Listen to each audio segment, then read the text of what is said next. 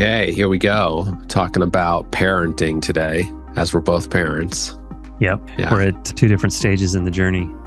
I know. Like radical different stages. Yeah. I'm just getting started. Yeah. Yeah.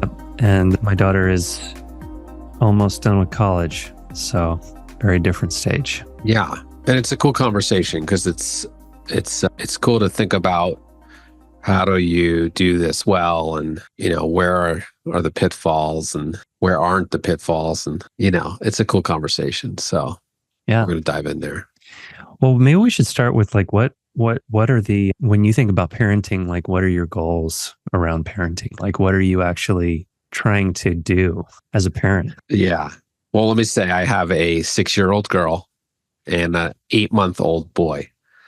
So different answers probably for those two ages for me. I mean, I think there's the larger arc of a kid's life. And what am I trying to do as a parent? For me, I would say I'm wanting to help do whatever I can to create a healthy child in terms of internal resources and internal health and external skills and know-how to be in this world in a reliable way, and healthy relationship patterns. Like I'm trying to do my part in helping that happen. But I think like if I was to really sum it up, for me, it's like I want to zoom in on my kids' unique genius and focus on that and really help them see who they are and make them feel safe to become more of themselves in this world. So I would answer that on a larger level, but we could get into like, well, what happens at different ages? Because that is different. But what would you say in terms of what do you want to do as a parent in like kind of a large meta way? Yeah, I think the question was really more about the outcome and what are we, like you said, the big arc of parenting. And for me, well, first of all, I was just in a lot of survival when I was a young parent. Like I was 31 when my daughter was born. So I was just like not anywhere near as self-aware as I am today. I'd like to think I am today. So my daughter would maybe argue with that a little bit because she's really good at arguing about how developed I am. I mean, there's days I would argue with that. Hey, you would argue with that too about me. Yeah. Definitely have my days. But I think the overall goal for me is similar to what you said, is like I want to have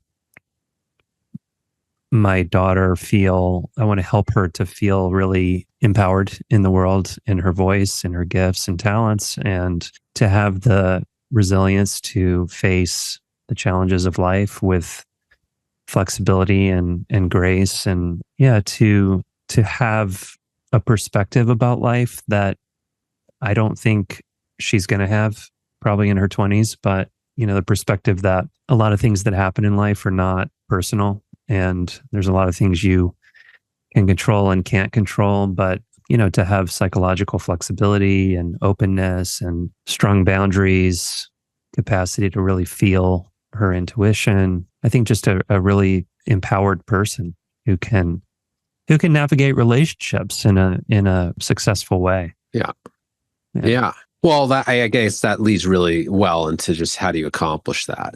And again, every human being's unique and they have their own journey. But as a parent, like what can we do to set our children up for the, outcomes that we're talking about? Mm-hmm. How can we contribute to that potential outcome for a child? So I think a good starting point is just talking about the health of a parent. And, hopefully many of us are doing our best. Obviously, like most people would say, well, many people would say I'm doing my best. That's kind of doesn't mean they are doing their best, but they might say that. I mean, we all, many of us love our kids and we're trying hard, right? But what are the factors? Good intentions. Intentions. But what are the protective factors is what we're really talking about, right? I think a cool conversation is the concept of support and challenge, and starting there. Again, this is not for a infant. We're talking as the kid gets a little older, support and challenge. Well, it is also for an infant. We could talk about that. But let's just talk about the concept of support and challenge as a starting point. Yeah. Well, I think in a culture where many of us felt, at least I'll speak for myself, felt over-challenged and under-supported in a lot of ways. As a kid, there in a generation where I think many of us felt that way, looking back on our childhoods, there's often what I see often in parents, including myself, is a tendency to swing to the other end of the pendulum and over support our kids, protect them from challenges that might actually help. If they could experience titrated challenges, it might actually help them get to that goal we were just talking about more effectively than eliminating challenges. One great example I think of that is like the participation trophy that, is ubiquitous now in children playing sports. It's like it's not okay for one person to win the, let's say, soccer championship trophy and then the other team gets nothing, right? Right. So what does that do? If everyone gets a trophy, no matter how hard you try. Right. Yeah. So that's a great point. So, and again, we could generalize, and maybe Gen X was more, again, this is a big generalization, but maybe we see some more over challenge under support. And then millennial, Gen Z, we start to see that flip. Sometimes more support than challenge. Again, this is a large generalization. It's not true when you go down to the individual level, but I think there is some truth in that. At least you hear that. You read about this in the news about Gen Zers and millennials, about how they have entitlement stuff and around being over supported. But whether it's true or not, it doesn't really matter. I think in the end, I think the concepts of support and challenge is something that is super important for parents to think about, that they probably don't think that much about in terms of these terms, and like, how much am I supporting my child? How much am I challenging my child? And so support, I just want to run through a couple more examples just to kind of flush this out a little. Because I had said, well, maybe you just only do support with infants. That's not true. So support for an infant is obviously getting them fed when they need to get fed, soothing them when they need to be soothed, changing their diaper. Yeah. But challenge might look like sleep training. It might look like weaning off of breastfeeding for a breastfeeding mom prior to then when the child would have done it themselves. Right. There's a number of places we can identify in basic needs where actually there is a challenge that can be offered. And again, these are all different philosophies and things, but the point is that, at almost any age, there is a balance point between these two things that helps a human being feel secure in the world, safe, that they can be helped and receive from support, and that they feel that they can grow to their edge and get beyond it and get to a new edge. And that it's not just self-challenge, that we're being challenged by other. Right. Right. We go, as soon as we get past, infancy and we get into we get into like toddlerhood. Now there's real challenges with boundaries and things. And we get a little older. Now we're challenging our kids potentially in a lot of ways, whether it's school or sports or how they talk to each other. And we're really challenging them on talking in a certain way and not another way. And then there's work. Could start very early, of like doing your chores and, how you're contributing in the house, right?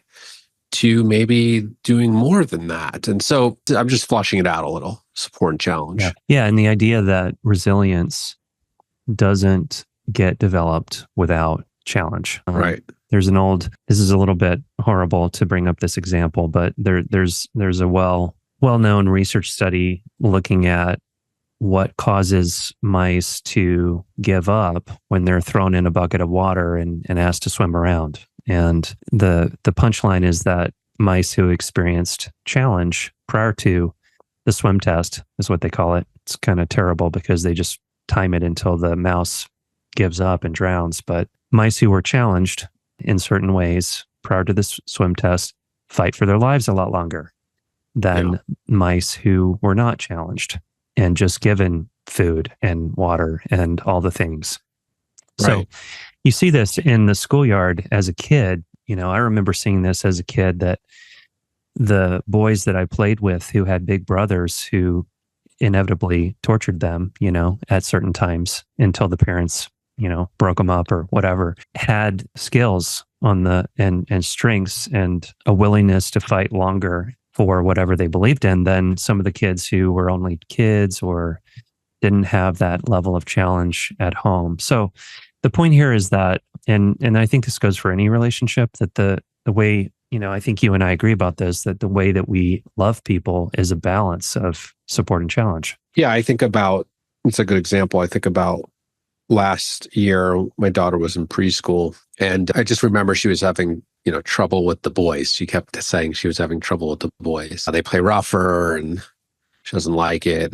And so, one intervention, which sometimes is necessary, is the teachers intervening, and I would call that support. Mm-hmm. And that's sometimes necessary. And the other intervention that I mostly used with her, because she wasn't in danger or anything, is really helping her know how to either go get help or to stand up for herself, with these boys, and really learn about her own boundaries and things. But like, that's a challenge for her. Like, it was a challenge for me to put it back on her. And, we worked with that. And in this case, it was easy to put it back on her because she wasn't in danger or anything. And she was well held at the school. I knew that.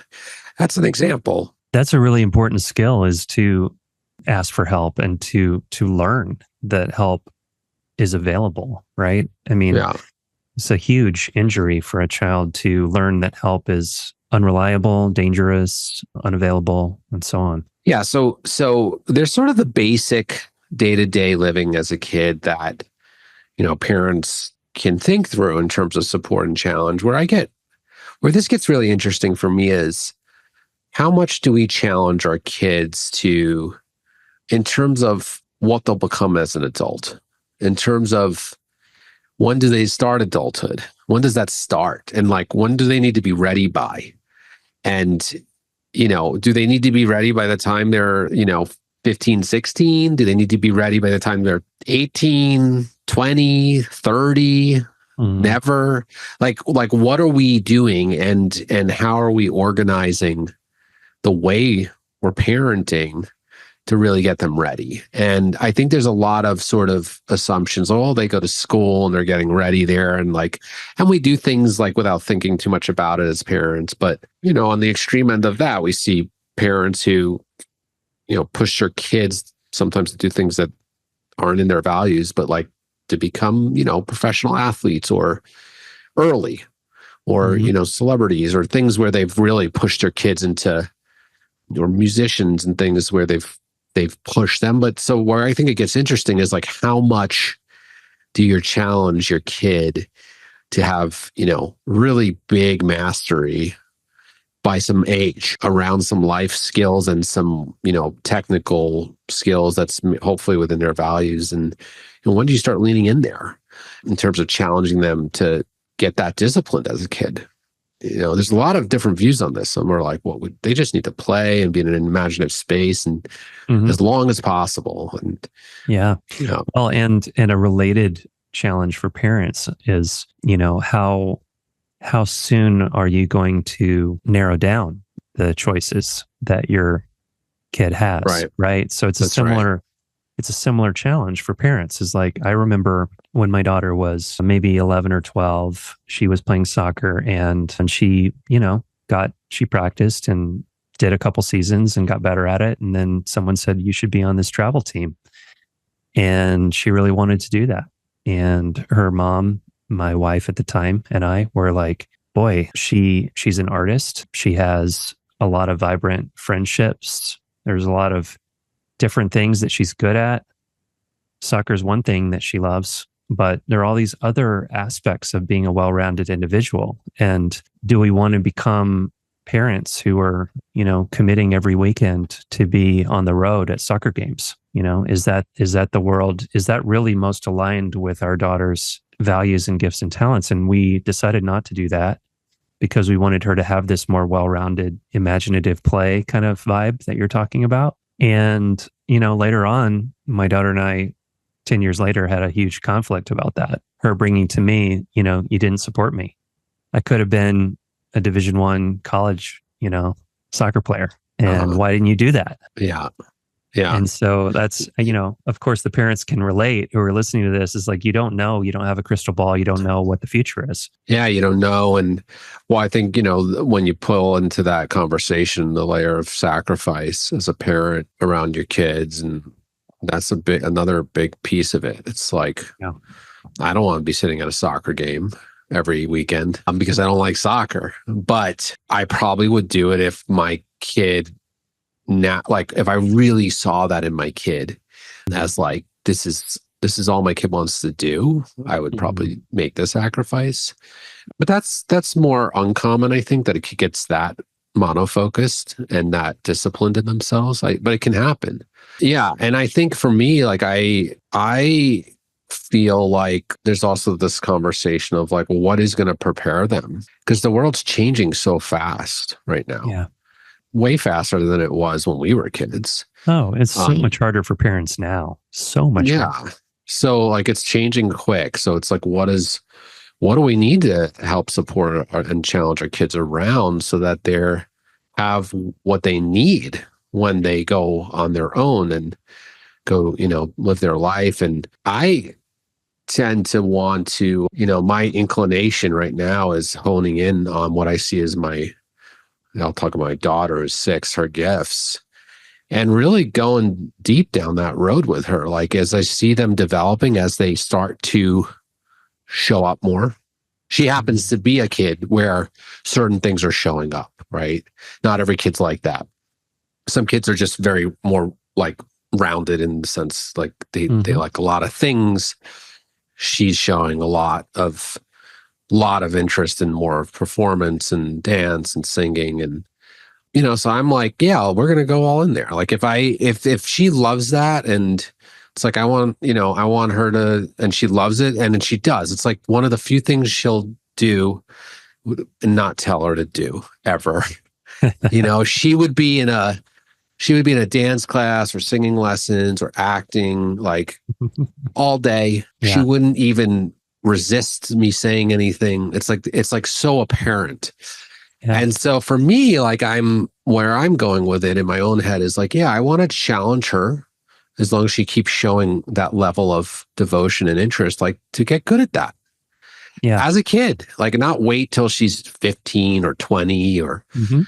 like I'm kind of coming in with a different thing of like, well, I want to help my kid get great at that. Why they're under my roof. And so you'll be looking at, for example, are you going to send your kid to a performing arts high school? If that's still her jam, yeah, Yeah. I think absolutely. Mhm.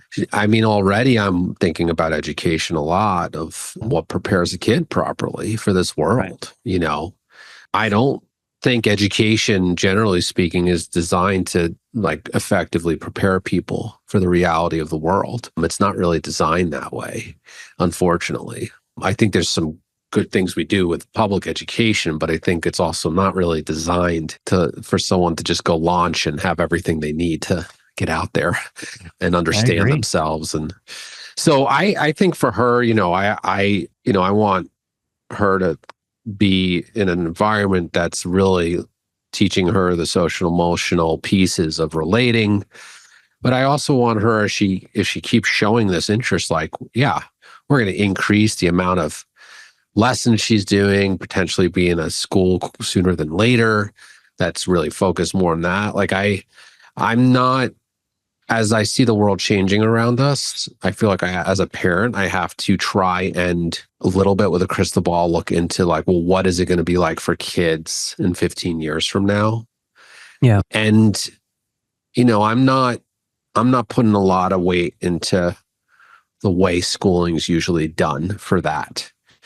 Like, I think I want to teach my kids on, how to be an entrepreneur if they choose to go down that road. Doesn't mean they will, but I think it's important.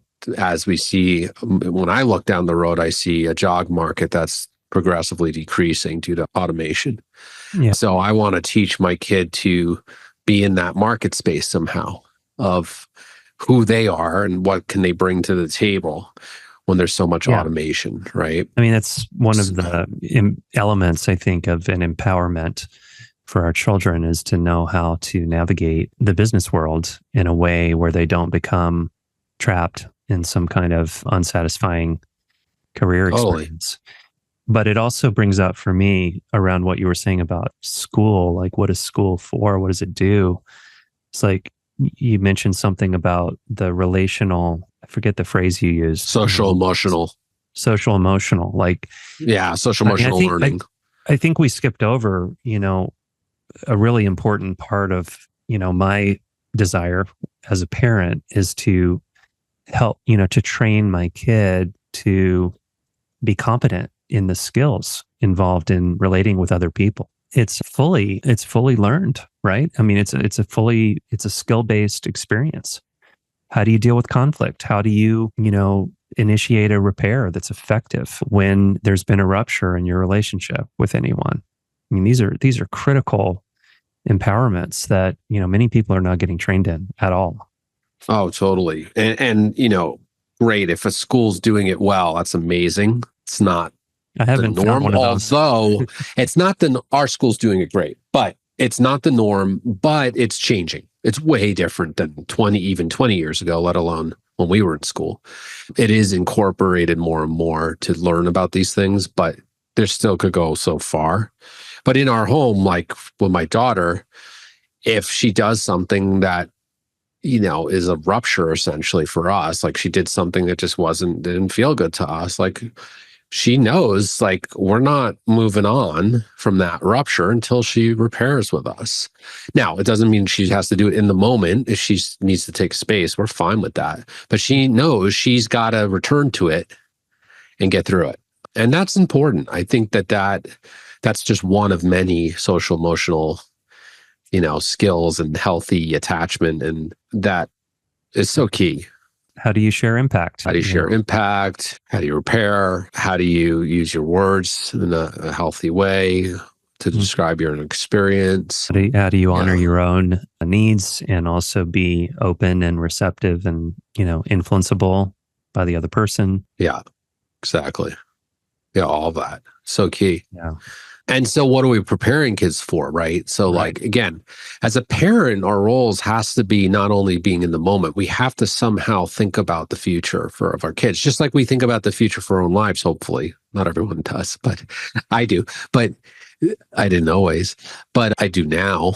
And if we're preparing for our future for ourselves, we have to prepare for our future for our kids, right? So we have to hold that vision for them and think about what they need, just like somebody's thinking about their future. They go to college, let's say, because they know they're going to be X, Y, and Z. And so that's like you're thinking about your future. You're preparing for your future. It's like we need to parent that way to be effective.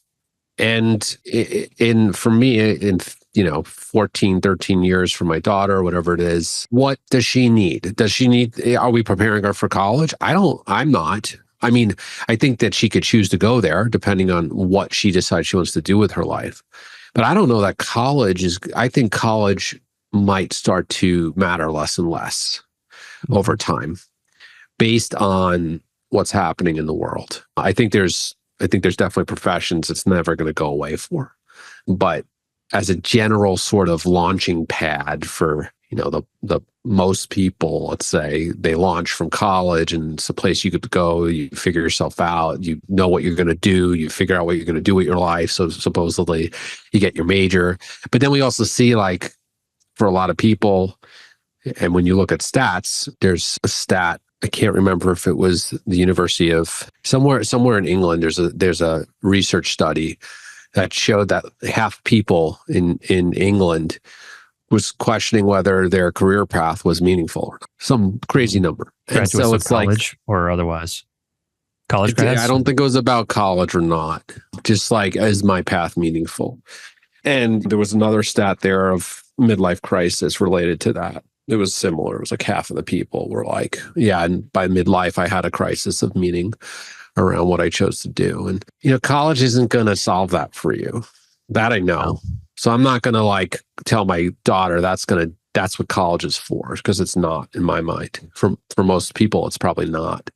So for me, I'm like, I have to teach my daughter how to use her imagination and creativity. I have to teach her how to balance her, her money. She has to know how to work with money, which is not taught in education. Right. How do you deal with money, right? And that's a major miss. Major. So my daughter's already working with that. It's like anything from chores to, she's out selling lemonade.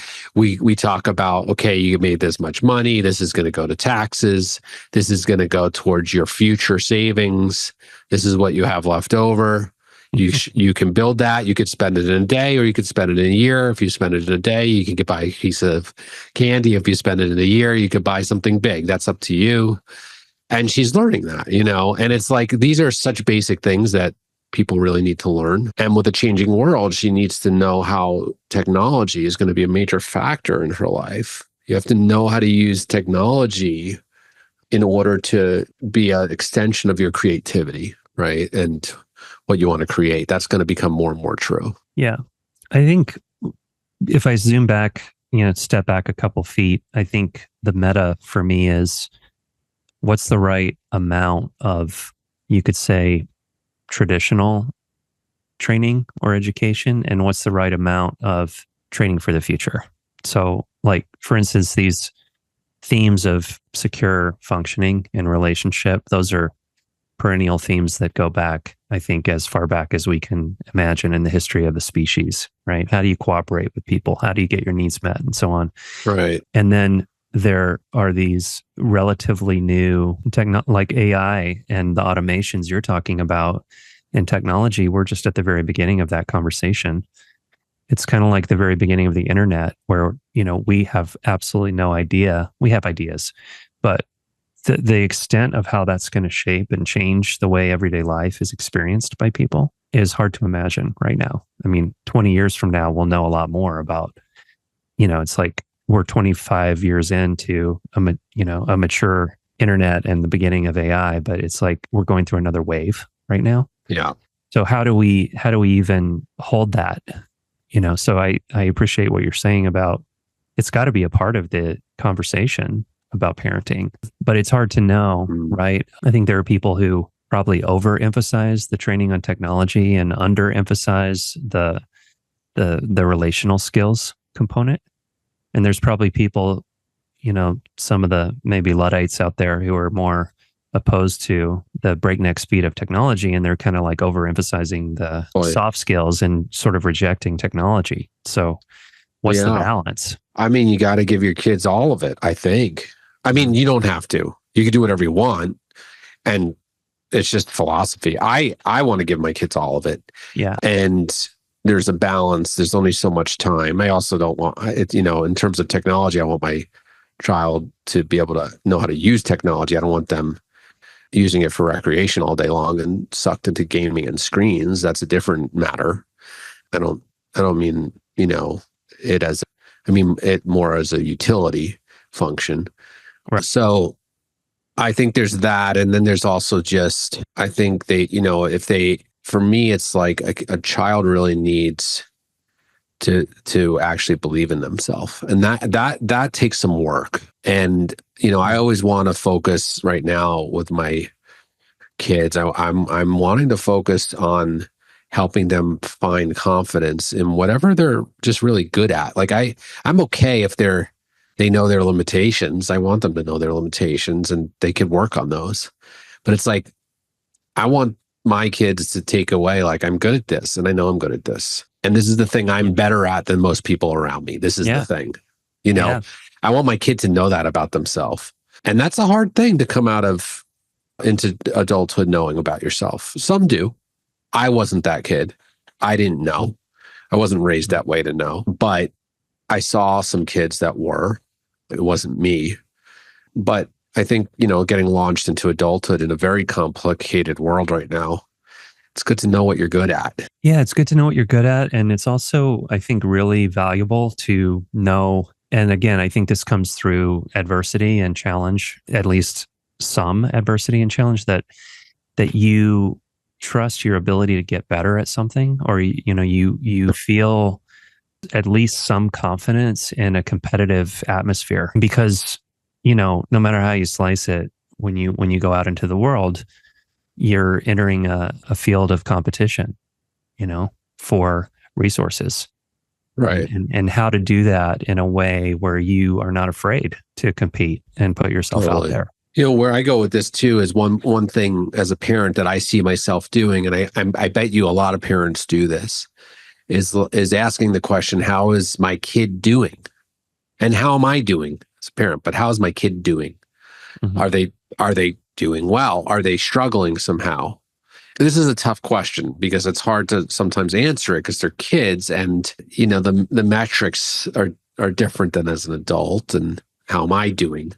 Am I doing okay? Do I have a mental health issue? Like, do I have a financial health issue? Do I have a those things are more, you can look, and you may not want to ask the question, but you could go look at these things. But with kids, it's a little different, right? Like sometimes you can look at school and how they're doing there, but like kids are so different in their emotional body and their behaviors and I think it's hard for parents to ask the question and really be honest with themselves. Does my kid need something more? Is my Mhm. kid actually need play therapy because something's going on? Does my Right. kid need occupational therapy because something's going on physically that they need support with? Does my kid need educational support? Do I need support as a parent around boundaries? Or do I need coaching to understand even how to work with my kid because they're not treating people well? I see it. This is hard for parents, I think, and there's a lot can get missed. And then you often find out when the kid's either blowing out as a teenager or maybe they're an adult, and you're like, oh, now I see what I could have done differently. But it's a little nicer to ask the question in the middle of it, you know? Well, I think as I hear you speak about, I agree with you that is challenging. It's humbling, right? Even just entertaining the possibility that your kid or your family has some special. I don't mean special needs as in like, some kind of maybe extreme form of like autism or needing a different classroom or something. I mean, that's possible. But I'm just saying that, acknowledging that your kid has limitations or a need, right? Yeah. A need that's not being addressed. Yeah, it's tender. And that's where, as I hear you talking about that, it's the only answer that makes any sense to me is community. And, you and I are I think really fortunate, really blessed to have relationships in our lives where, we can actually call each other out about things that we see in a loving way of challenging one another. And those kind of social norms, if you will, community norms are ways, having intimate friendships as a parent with other parents can be super helpful to, consider what you're talking about. Like what is going on with my kid and, what do they need? Right. Yeah. And I think that, it's very important to ask the question and ask other people and get a sense like, this is how we grow. This is how we push ourselves if we have a blind spot or something we want to grow in ourselves as a person. We're going to hopefully ask that question, what do I need to get over this hump that I've identified? And then with our children, how far are you willing to go with that? Right. Because every child's unique. Every child needs something different.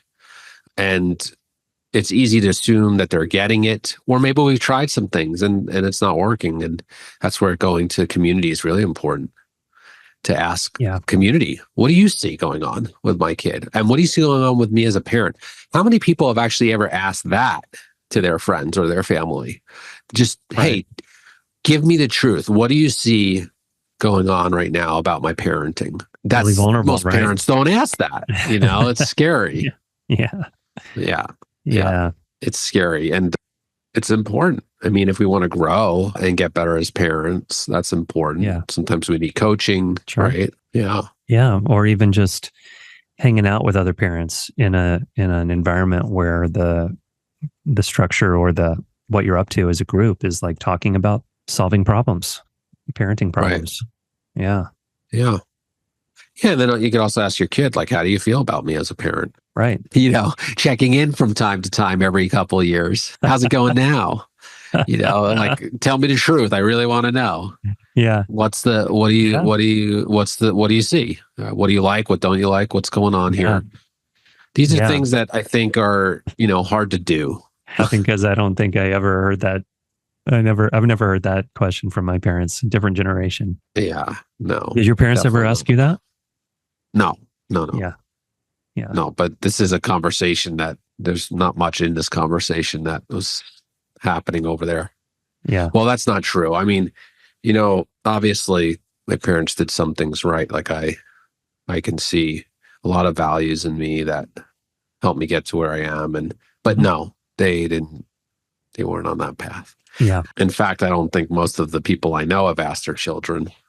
I mean, I think my daughter's still a little young for that question. She's 6, and I could ask her, but I think she's a little young. But soon, I think is time for that question for her. Would that be like a annual review that she'd be giving you? That's great. Well, I think that's, having family meetings and sort of checking in with each other about how everyone's doing. Is there anything that hasn't been cleared? Like, these things are so important. Yeah. Yeah. Really valuable. Yeah. Yeah. Yeah, totally. And we've done some of that with ours as a family, where we check in, and I think we could do more. Well, this could be a good point to start closing here. Yeah. Yeah. Yeah. I think go we're ahead. not going to talk about vaccines today. No. Kids? No vaccines.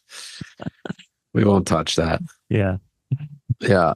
But outside of vaccines, you could check in with your kids, how you're doing. You could check in with your friends, how you're doing. You could ask yourself the question, what does my kid need? Yeah. That maybe they're not getting. Looking at the, more specifically of like, do I challenge my kid enough? Do I support my kid enough? Am I setting my kid up enough for success? Am I giving them what I can give them when they're launching in the world that we're entering into? Have I critically looked at it? And are we doing that? These are all good things to think about. Yeah, I appreciate the conversation, and it's an ongoing. It's just such an interesting journey as a parent, because you never know if the thing that you do today is going to have the impact that you are intending. Oh yeah, you never know what your kid's going to do, but you still got to do something. Yeah, in hopes that it'll do something. It's a powerful journey. All right, for everyone. Yep.